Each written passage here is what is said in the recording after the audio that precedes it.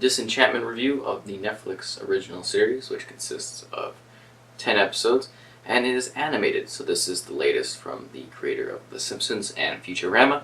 I feel that it leans more towards the latter in terms of the graphic style and the levels of violence and just the material incorporated there. It's still something I think everyone could watch, but it definitely has some more adult themes to it. So obviously with The Simpsons you kind of get the regular day and age, that's kind of the idea of it. The show changes with time. Futurama is the far future, having one person that's from, around our time going forward and dealing with that situation. This is a fantasy setting. So this is sort of the third one in that fold. The animation style looks exactly like the other shows, and it actually maybe increases the quality a little bit too, I'd like to say. Definitely, as soon as you see it, you'll be like, I know this style, it feels familiar, and that's really nice in that regard. So this is, obviously, like I mentioned, 10 episodes, about 20-something minutes each. Being an animated show, sometimes they don't all have an exact focus. This one is very much a clear story arc across all of the episodes. You kind of get this princess, to some degree. She's actually mostly just a drunk. The town drunk, basically. Well, close to it. And yeah, she doesn't like that she's going to be matched up with somebody to be married, and kind of has a lot of problems with that. So with that story, we get her as the main character.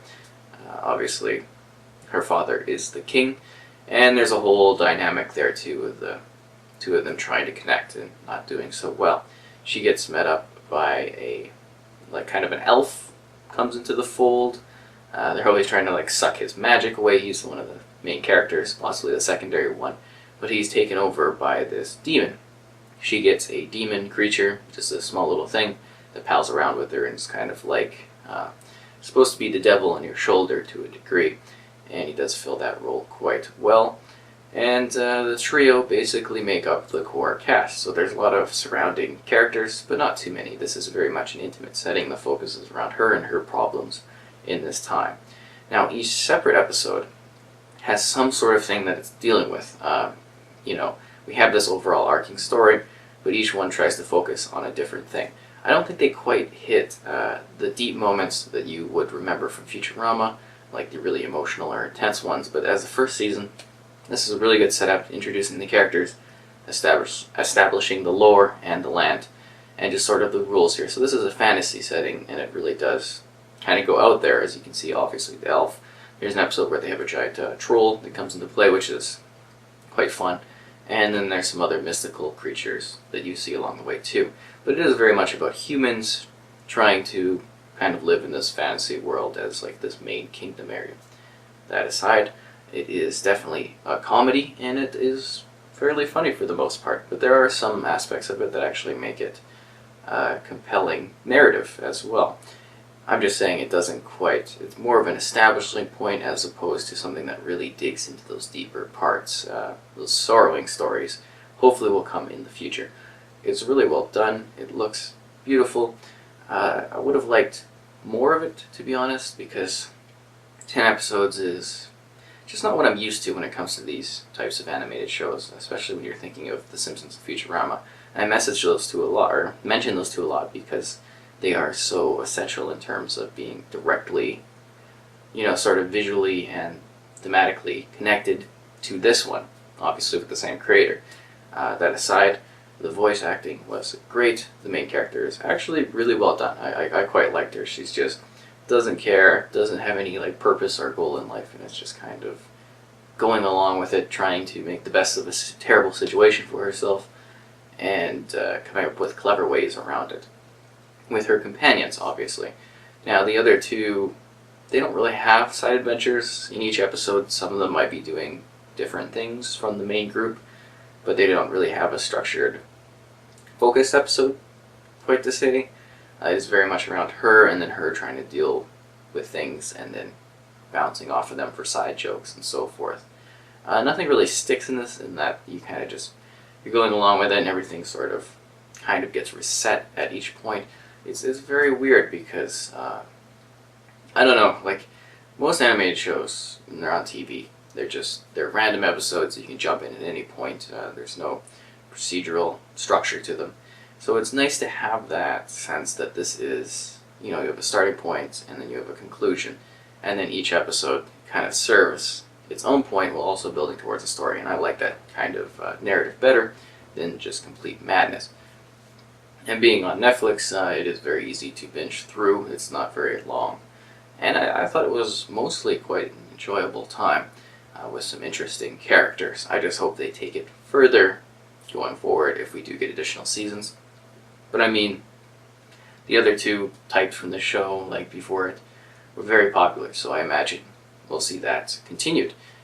Actually, it'd be great if Futurama could come back on Netflix, but I think that one wrapped up very nicely. And you know that Simpsons is, that one's still rolling. If you've watched the other shows, you're going to see hear a lot of familiar voices, such as Billy West is in this one. That's just the one I can name off the top of my head. There's a very wide range of characters, and you'll be like, oh, I know them. Very popular voice actors, and even just generally actors and comedians coming into this one. So you'll be like, oh yeah, I see that. And it does do a great job at commenting at the era that this is in, because keep in mind this is like, fantasy, but it's like medieval fantasy. So you get some background comments on the plague, the situation, how dark it is. It keeps it light, but those like darker references are sitting in the background, which I thought was a little bit funny.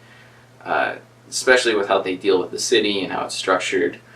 And then they try to take like modern concepts and then push it back, because there's like an intense car chase after they've been drinking, and they like steal a wagon and stuff, and they go off with it. And again, this is very hard to do reviews of this type, because I don't like to spoil anything. When I do them, I want to just give a general idea of what's happening and then kind of go forward with it. It very much is focused around her trying to find like meaning and not just being kind of sent off to to be wed in order to strategically anchor the kingdom further or so forth, like her father kind of was, because it dives into that a little bit. They have a very interesting relationship, but it's kind of just lightly touched upon, and I think they could have went a little bit deeper there too. Maybe even give the side characters more of a purpose. You kind of get little teases towards the beginning of what the demon is doing there, but they sort of don't go all in on that one. Well, they do, but they don't entirely focus on what it is as a character, because it's just this demon creature thing.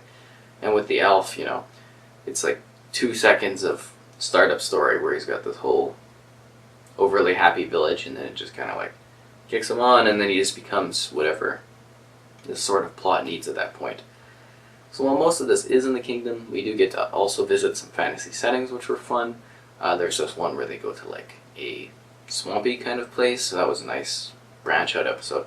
I just think with this sort of show, there's a lot of potential to really branch out and to really explore new areas, because fantasy is so fun. It's just the possibilities with it are endless, and you could really go on with this type of show for a very long time. And comparing it with a smaller structure of episodes, you can actually plan for more impactful episodes by doing that without having to like really pad it out for longer seasons, which works very well. So again, we get a really good core trio. Maybe they're not developed quite as much as they could be. The lead, she definitely was. I really do like that character. Just this lady that's completely wasted all the time and doesn't really... She does care, but she doesn't have the point where it's like, this matters, nothing seems to matter to her. And I thought they did a really good job on that part of it. So overall, we've got a 10-episode series, about 20 minutes or so each. The animation looks great. The cast is fantastic. So many iconic names. It's very enjoyable to watch. I had a good time with it. But again, I still feel that they could take this further going forward. I think there's a lot of potential with it, especially being this middle gap between, again, The Simpsons and then Futurama. It fits in this new area perfectly well while feeling natural to those.